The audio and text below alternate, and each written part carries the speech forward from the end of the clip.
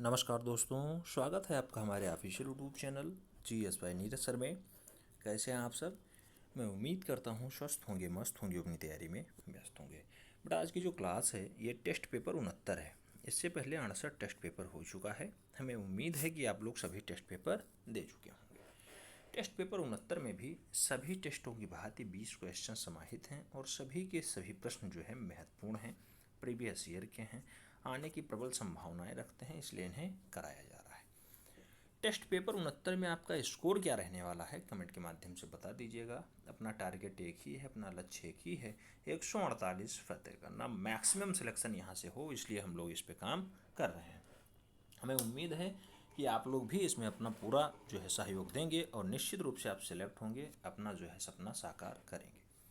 आइए देखते हैं टेस्ट पेपर 69 का जो पहला क्वेश्चन है बेटा, पूछा गया है बनारस शीर्षक की श्रृंखला के रचनाकार कौन है। बनारस शीर्षक से किसने रचनाएं की हैं? ऑप्शंस में है रेखा, रोंड बिटिया, सुधीर रंजन खास्तगीर, जय झरोटिया या फिर दिलीप दास गुप्ता।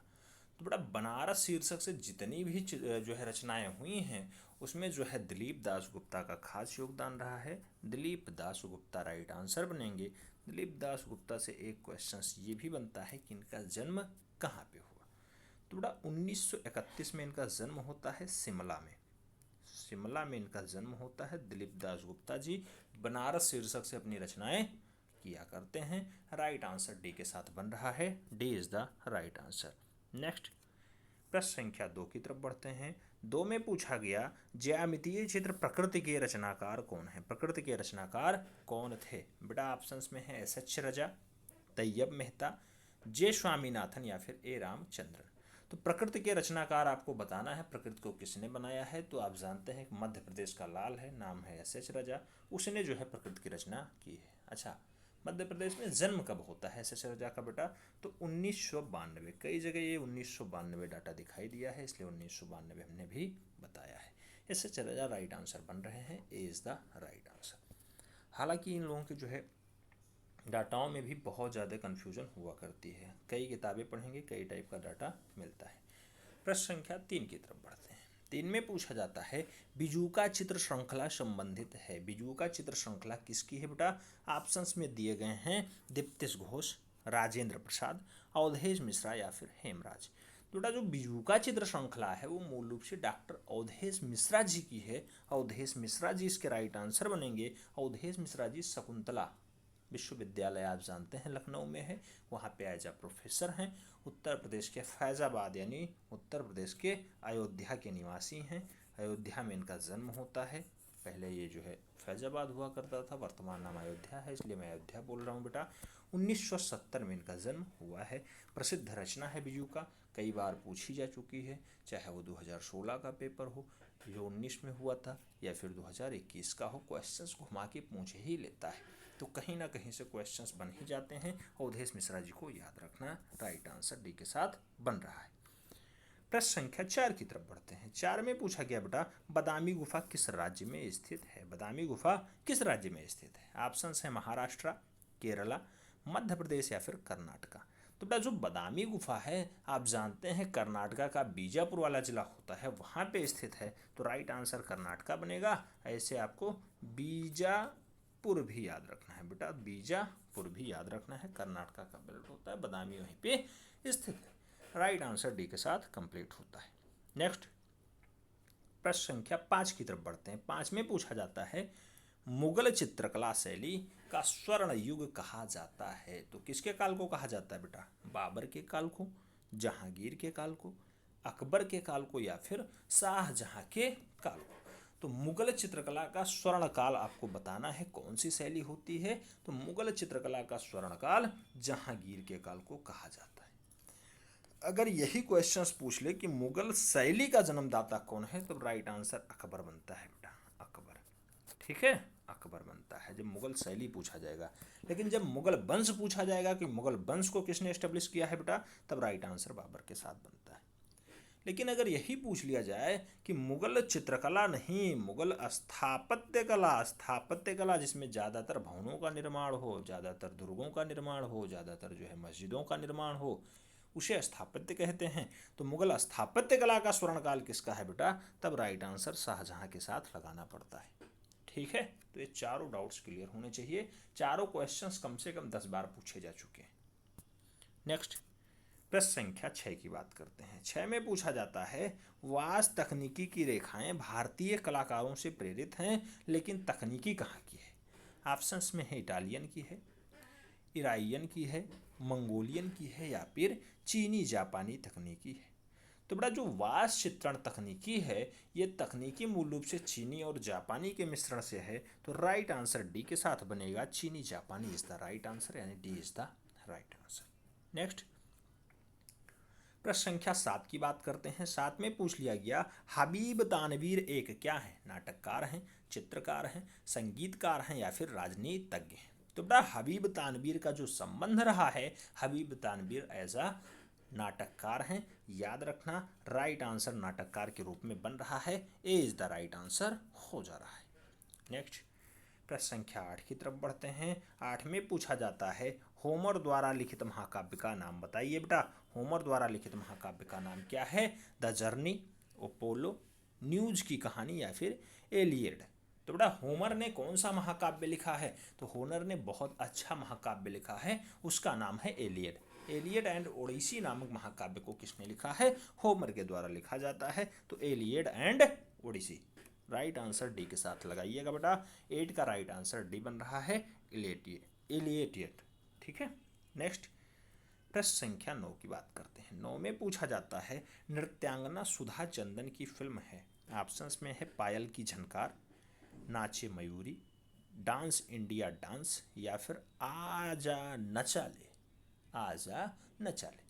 तो बड़ा नृत्यांगना सुधा चंदन की फिल्म का नाम पूछा जा रहा है। सुधा चंदन की कौन सी फिल्म है? तो आप जानते होंगे कि नाचे मयूरी अच्छी रचना है, अच्छा फिल्म है, सुधा चंदन की है। तो नाचे मयूरी राइट आंसर बनेगा, D is the right answer. कल बेटा क्लास नहीं हो पाई, उसके लिए हमें खेद है, बहुत ज़्यादा परेशान हो गए। कल मैं बाइक चला रहा था और हेलमेट लगाए हुए था, हेलमेट के अंदर पता नहीं कैसे जो पीले कलर वाली वो सारंग होती हैं, कुछ लोग बरैया कहते हैं, कुछ लोग कुछ कहते हैं, पीले कलर वाली, वो आकर के पता नहीं कैसे ये आँख के ऊपर 3-4 बार डंक मार दिया। 3-4 बार डंक मारा। मैं बाइक चला रहा था, बड़ी दिक्कत हुई। वो पता नहीं कैसे हेलमेट के अंदर, शीशे के अंदर पहुंच गई, निकल भी नहीं रही थी। मैं पुल भी चढ़ा रहा था, अब बड़ी दिक्कत, गाड़ी साइड में लगाया किसी तरह से, तब जाके उसे जो है हाथ से पकड़ के फेंका हूँ बाहर, तब वो गई है। वो इतनी स्वेलिंग हो गई है, इतना दर्द हो रहा है, बहुत कष्ट है। फिर भी जो है रात को मैं सोच रहा था क्लास ले लूँ, लेकिन बोलने में बड़ी तकलीफ़ हो रही थी, इसलिए जो है कल की क्लास नहीं हो पाई थी। आज भी बोलने में तकलीफ़ है, लेकिन बोल रहा हूँ और बोलता रहूँगा, उसमें कोई डाउट्स नहीं है, आपकी सारी सेवाएं होती रहेंगी। प्रश्न संख्या 10 की बात करते हैं। पूछा गया, दक्षिण भारत का कौन सा केंद्र प्रागैतिहासिक चित्रों के लिए मशहूर है? ऑप्शंस में है बेल्लारी, मद्रास, लोथल, कर्नाटका। बड़ा जो दक्षिण भारत का केंद्र है वह कौन सा है? तो वह प्रसिद्ध बेल्लारी केंद्र है, राइट आंसर ए के साथ बनेगा। यहाँ पे प्रागैतिहासिक काल के चित्रण मिलते हैं। आप जानते होंगे ये क्वेश्चंस जो कराया गया है ये आपके सिलेबस में तो नहीं है, लेकिन क्वेश्चंस यहाँ से हर बार पूछा जाता है, इसलिए इसे पढ़ाया जाता रहा है और पढ़ाया जाता रहेगा। प्रश्न संख्या 11 की बात करते हैं। पूछा गया, मोटी एवं नाटी मानव आकृतियाँ किस शैली की हैं? तो मोटी नाटी कहाँ पे बनाई जाती थी बेटा? किशनगढ़ में, अजंता में, मेवाड़ में, या फिर बूंदी में। तो मोटी और नाटी मानव आकृतियाँ जो बनाई गई बेटा, वो मेवाड़ शैली की प्रसिद्ध विशेषता रही है। राइट आंसर डी के साथ हम लोग लगा दे रहे हैं, D is the right answer. Next प्रश्न संख्या 12 की बात करते हैं। पूछा गया, आधुनिक भारतीय चित्रकारों में कौन लोक कला से प्रभावित कलाकार है? लोक कला से प्रभावित कलाकार कौन है? ऑप्शंस में है नंदलाल बोस, कानू देसाई, यामिनी राय, या फिर मुकुल दे। तो बड़ा आधुनिक भारतीय चित्रकारों में कौन सा है जो लोक कला से प्रभावित कलाकार रहा है? उसे हम लोग यामिनी राय के नाम से जानते हैं। राइट आंसर डी के साथ बन रहा है, D is the right answer. प्रश्न संख्या 13 की तरफ बढ़ते हैं। 13 में पूछा गया है, चित्रकला के कितने तत्व माने गए? चित्रकला के कितने तत्व माने गए? ऑप्शंस में है 6, 5, 7, 3। बेटा चित्रकला के कितने तत्व माने जाते हैं? तो चित्रकला के मूल रूप से 6 तत्व माने जाते हैं। 6 तत्व कौन से हैं बेटा? तो रेखा हो गया, रेखा के बाद आता है वर्ण, वर्ण के बाद आता है तान, और तान के बाद आता है क्या? तान के बाद आता है गठन। गठन। गठन के बाद क्या आता है? आकृति। और आकृति के बाद क्या आता है बेटा? अंतराल आता है। अंतराल आता है। तो रेखा, वर्णतान, गठन, आकृति, अंतराल, ये 6 तत्व हैं। राइट आंसर एक के साथ लगा दीजिए। चित्रकला के यही 6 तत्व माने जाते हैं। प्रश्न संख्या 14 की बात करते हैं। पूछा गया भारतीय शिल्प के षडांग पुस्तक को किसने लिखा? भारतीय शिल्प के षडांग पुस्तक को किसने लिखा? ऑप्शंस में है यामिनी राय, सीताकांत महापात्रा, गगनेंद्र नाथ टैगोर या फिर अवनींद्र नाथ टैगोर। तो भारतीय शिल्प के षडांग पुस्तक को लिखने का काम किसका रहा है बेटा? तो भारतीय शिल्प के षडांग को अवनी बाबू ने लिखा है। आप जानते हैं अवनींद्र नाथ टैगोर राइट आंसर बनेगा, जिन्होंने बंगाल शैली को इस्टेब्लिश किया है। राइट आंसर सी के साथ बन रहा है। सी इज द राइट आंसर।